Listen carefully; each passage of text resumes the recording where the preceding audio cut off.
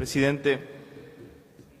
Bueno, la verdad, felicitar a la diputada por haber tenido la fuerza de volverlo a impulsar al proyecto. Yo quizá un poco menos optimista, un poco me había dado por vencido, si se quiere.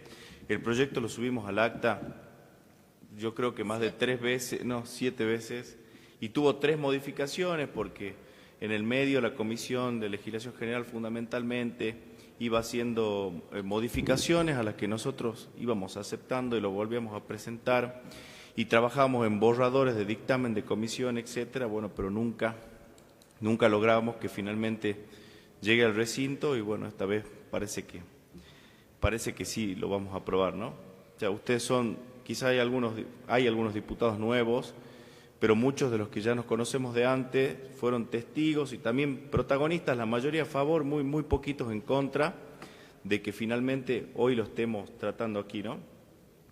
Yo quiero primero hablar de qué es lo que yo considero que estamos tratando.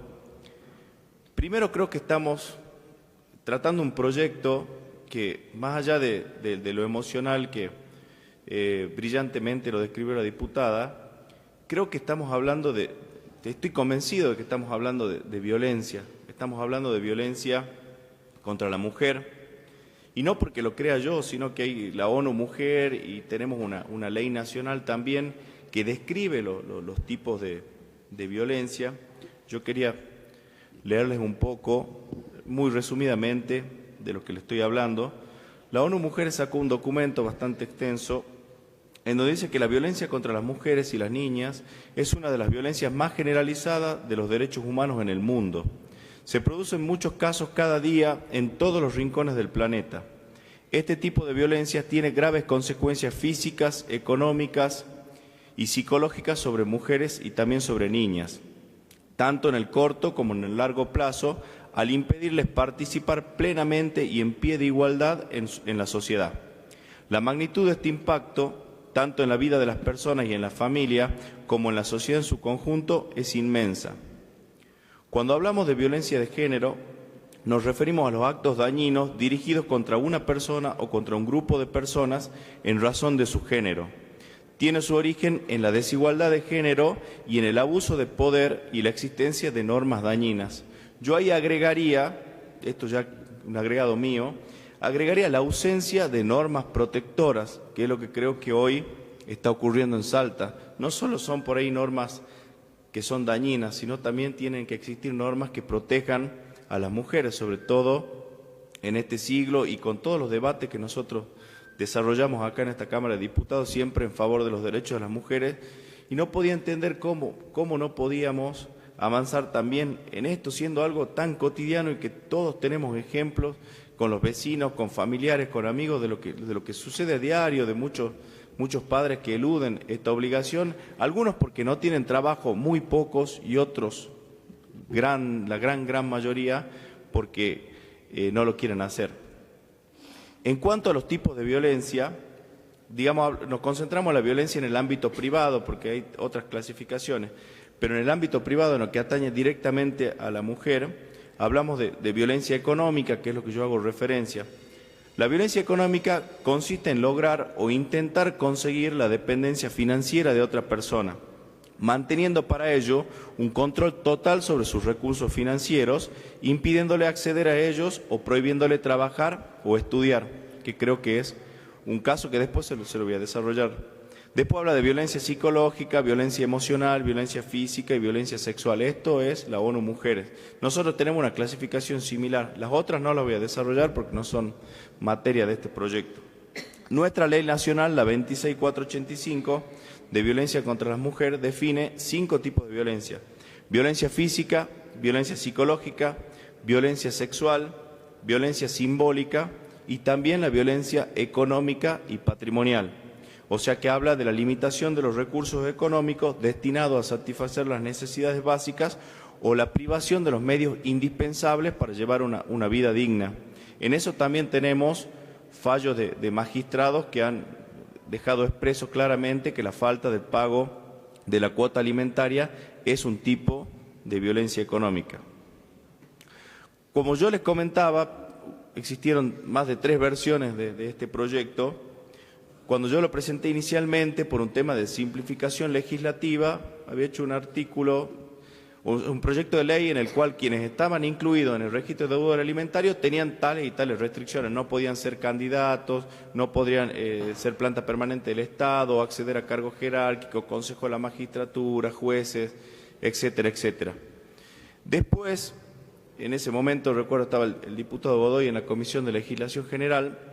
Él tenía una visión distinta, que yo la respetaba, pero no coincidía. Él me decía que era un proyecto muy transversal porque tocaba muchas leyes y que era necesario en cada uno de los artículos ir modificando todas las leyes que se establecían en las restricciones. Por ejemplo, la 7616 con el Consejo de la Magistratura, o esta misma cuando se establecen los concursos, en la ley la 6444, la del régimen electoral, porque nosotros en ese momento establecíamos la prohibición para que sean candidatos en las elecciones generales quienes estén incluidos en este registro de deudores alimentarios. Bueno, hoy ya no es necesario porque eso está incluido en la ley de ficha limpia.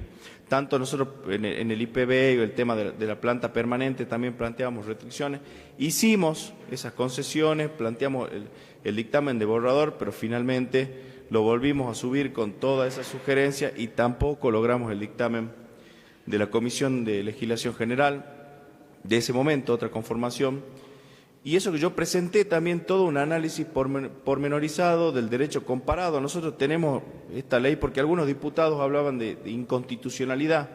Yo le decía, nuestra Constitución, o sea, la de Salta no es muy distinta a la Constitución de Santa Fe, por lo menos en los principios básicos y en las garantías, o la Constitución de Córdoba, de Buenos Aires. Y les digo, tenemos Entre Ríos, Córdoba, Jujuy, Tierra del Fuego, Mendoza, Provincia de Buenos Aires, Santa Fe, Tucumán, Santa Cruz. Todas estas establecen restricciones prácticas y claras para quienes están incluidos en el registro de deudores alimentarios. Quizá tiene otro nombre en las provincias, pero básicamente en la práctica sería lo mismo. O sea y algunas tienen más de 18 años ya de vigencia, se aplican y ningún juez la declaró inconstitucional. Entonces yo evalúo que tenemos en Salta un atraso de 2 décadas en un derecho fundamental que podríamos haber tratado hace mucho, ¿no?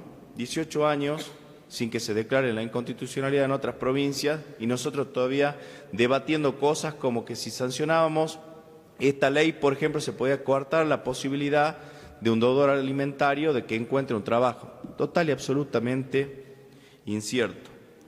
Nosotros hicimos un dictamen nuevo, avanzamos en otras cosas ahora, eliminamos lo de ficha limpia, o sea, lo de las candidaturas porque ya está en ficha limpia, incluimos la Auditoría General de la provincia y también limitaciones para los concursos judiciales en el caso de otros cargos que no sean jueces, sino, por ejemplo, auxiliar fiscal y secretario de los jueces.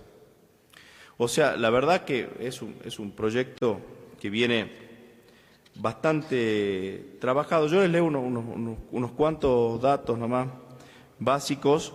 El 99% de los deudores, como dijo la diputada, son hombres y el número de deudores morosos crece año a año. O sea que si hubiésemos trabajado esta ley hace 2 años o inclusive otro diputado la presentó mucho antes, quizá estos números podrían haber bajado un poco.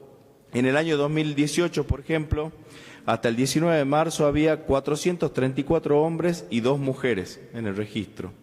En noviembre del 2019, de acuerdo al registro web de la Ciudad Judicial, había 532 deudores alimentarios, o sea, creció un 25% en 18 meses. Creció todos los años, hoy tenemos 900, o sea que también la falta de no estar a la vanguardia y de no entender los derechos y de no legislar contribuyó seguramente en lo que hoy estamos viviendo, ¿no?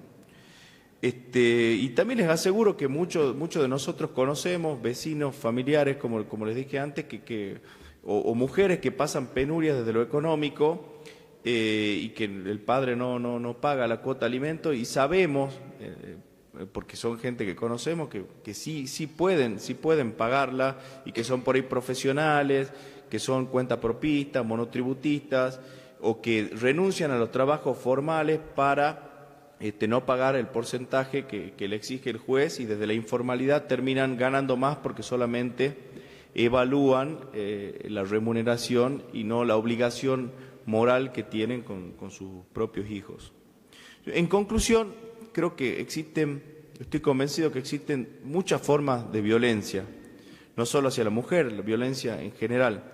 Creo que la peor de todas es la violencia que emana del Estado, o sea, el Estado que nos tiene que proteger y realiza actos para dañar a sus propios ciudadanos, como yéndonos al extremo ocurrió en los gobiernos de facto en la Argentina. Pero también creo que si el Estado es consciente, haciendo una analogía, es consciente de que existe violencia económica contra la mujer y el Estado no ajusta o no corrige su marco normativo, creo que estamos hablando de un Estado ausente. Si hoy logramos aprobar este proyecto y que pase al Senado y que el Senado también lo termine sancionando como ley, estoy convencido que vamos a lograr dos cosas. Por un lado, un Estado presente, al menos, en lo que le está pasando hoy a las mujeres, y por otro lado, una provincia un poco, aunque sea un poquito, menos machista. Muchas gracias.